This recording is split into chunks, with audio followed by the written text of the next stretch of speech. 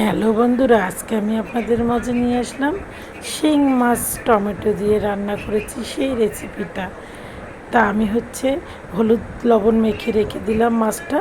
তারপরে আমি পেঁয়াজ ব্লেন্ডার করে নিয়েছি, ওর মধ্যে মরিচ বাটা, আদা বাটা, ধনে গুঁড়ো, জিরে গুঁড়ো, হলুদ, পরিমাণ মতো লবণ দিয়ে পেস্টটা বানিয়ে রেখে দিলাম আমি। তারপরে আমি কি করলাম, মাছগুলো আমি ভেজে নিলাম। এগুলো সব কিন্তু ডিমওয়ালা শিং মাছ, ডিম সহ কিন্তু আমি এটা এই টমেটো দিয়ে রান্না করেছি। তা মাছগুলো আমার ভাজা হয়েছে, আমি নামিয়ে নিয়েছি। ওই তেলের মধ্যে আমি গোটা জিরে আর তেজপাতা ফোড়ন দিয়েছি। তারপরে আমি ম্যারিনেট করে রেখেছিলাম, ওগুলো দিয়ে দিলাম।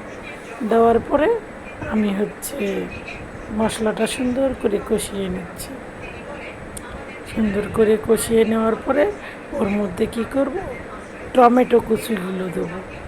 এই যে আমি এখন টমেটো কুচি দিয়ে দিলাম। টমেটো কুচিগুলো দিয়ে আবার একটু আমি কষিয়ে নিচ্ছি। কেন কাঁচা টমেটো এখন দিয়েছি, টমেটোগুলো একটু আস্তে আস্তে থাকবে, সেইভাবে আমি এখন টমেটোগুলো দিয়েছি। তা আমি এই যে কষানো হয়ে গেল, তারপরে আমি পরিমাণ মতো জল দিলাম। জল দেওয়ার পরে এই যে উতাল উঠেছে, এখন উতাল ওঠার পরে আমি মাছগুলো দিয়ে দিয়েছি ওর মধ্যে।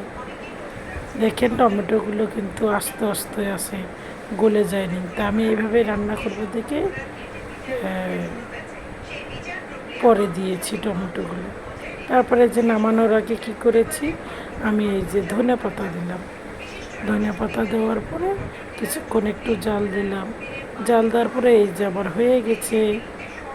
এইভাবে আমি এতটুকু ঝোল খাবো, তো আমি এইভাবে নামাই নিলাম।